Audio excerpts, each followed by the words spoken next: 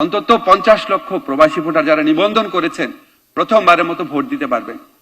আমি সবার কাছে এই অত্যন্ত আনন্দের সাথে বলতে চাই যে প্রবাসীদের প্রতি গুরুত্ব দেওয়ার যে দৃষ্টিভঙ্গি সেটা আমরা যখন প্রতিফলন করে প্রথম ঢাকা এয়ারপোর্টে প্রথমবারের মতো আমরা অনেক রুটিন কাজ করেছি, সেগুলি বলতে চাই না, প্রথমবারের জন্য যখন প্রবাসী লাউঞ্জ করলাম তার শুনে খুশি হয়ে স্যার নিজে ওটা উদ্বোধন করেছেন।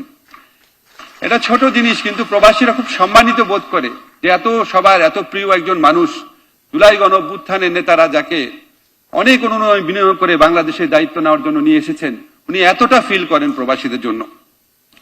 তা আমরা আমাদের রুটিন কাজের বাইরে প্রথমবারের মতো কিছু স্টেপস নিতে পেরেছি। অবশ্যই এগুলি যথেষ্ট না। সৌদি আরবের সাথে আমরা প্রথমবারের মতো বাংলাদেশ একটা আনুষ্ঠানিক চুক্তি করেছে। চুক্তি করার সাথে সাথে ওটার ইম্প্যাক্টটা বোঝা যায় না, কিন্তু এটা ভালো ইম্প্যাক্ট অবশ্যই আসবে। আমাদেরকে সৌদি মিনিস্টার আমাকে বলেছেন যে তোমাদের অনেক সরকার অনেক চেষ্টা করেছে, এটা হয় নাই। আমাদেরকে বাংলাদেশি মিশনের মানুষজন বলেছেন পাকিস্তান বা ইন্ডিয়ার সাথে ওই ধরনের কোনো চুক্তি হয় নাই, বাংলাদেশের সাথে হয়েছে। আমরা যাওয়ার পর শুনতাম যে ওখানে আমার সাথে লুৎফে ভাই গিয়েছিলেন, অবর্ণনীয় কষ্ট হয় মালয়েশিয়ায় যারা শ্রমিক থাকে তারা দেশে আসতে পারে না, আসলে আর ফিরে যেতে পারে না, কারণ তাদের সিঙ্গেল এন্ট্রি ভিসা দেওয়া হতো। লুৎফে ভাই আমার সাথে ছিল, আমরা অনেক রিকোয়েস্ট করে এটাকে মাল্টিপল ভিসা করতে পেরেছি। প্রথমবারের মতো মাল্টিপল ভিসা হয়েছে। আমরা শুনতাম প্রবাসী কল্যাণ মন্ত্রণালয় যে আমি প্রবাসী অ্যাপস এর মাধ্যমে শত শত হাজার হাজার কোটি টাকা প্রবাসীদের থেকে আদায় করা হতো, যারা বিদেশে যাবেন কর্মীদের থেকে। অনেক ধরনের দুর্নীতি হতো, অনেক ধরনের হয়রানি হতো, সেটা বন্ধ করার জন্য প্রাণান্তকর চেষ্টা করেছি। আমাদেরকে IOM অনেক হেল্প করেছে এটার জন্য, ILO অনেক হেল্প করেছে এটার জন্য। আমরা সম্পূর্ণ ওভারসিজ এমপ্লয়মেন্ট প্ল্যাটফর্ম নামে সম্পূর্ণ একটা অনলাইন প্ল্যাটফর্ম চালু করেছি। সমস্ত বিদেশে গমন প্রক্রিয়া 100% ডিজিটালাইজ করেছি। এখন ডিজিটালাইজেশন করার কারণে দুর্নীতি হওয়ার, হয়রানি হওয়ার, ভোগান্তি হওয়ার সুযোগ অনেক কমেছে।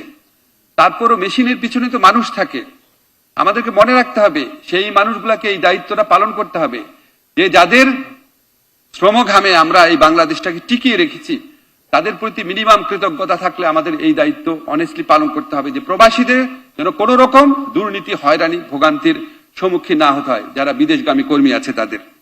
আমরা শ্রমবাজার সম্প্রসারণের জন্য স্যার সবসময় একটা জিনিস গুরুত্ব দিয়েছে, দক্ষ শ্রমিক পাঠানো।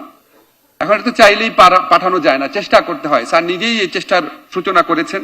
উনি আমাদের জাপানের ব্যাপারে অনেক পায়োনিয়ারিং একটা স্টেপস দিয়ে আমাদেরকে অনুপ্রাণিত করেছেন।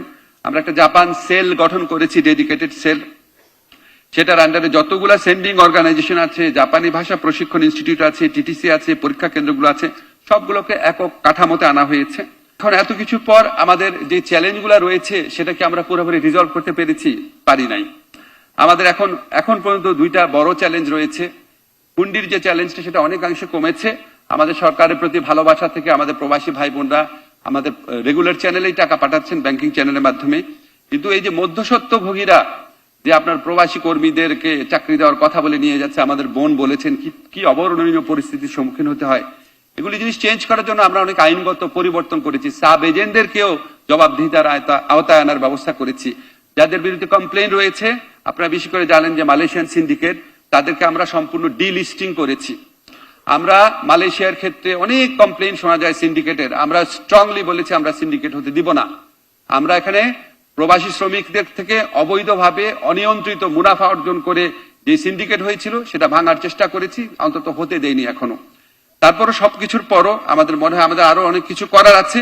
আমাদের পরবর্তী যে সরকার থাকবেন তাদের যদি বাংলাদেশের মানুষের প্রতি মিনিমাম ভালোবাসা থাকে, নিজের মধ্যে যদি মিনিমাম ঈমান থাকে, যদি তাদের মধ্যে সত্যি মিনিমাম কৃতজ্ঞতা বোধ থাকে, আমরা যতটুকু কাজ করেছি সেগুলি তো এগিয়ে নিবেনই। তারা আমাদের চেয়ে অনেক বেশি সময় পাবেন, তারা আশা করি আরো অনেক বেশি ব্যবস্থা গ্রহণ করতে পারবেন প্রবাসীদের কল্যাণের জন্য।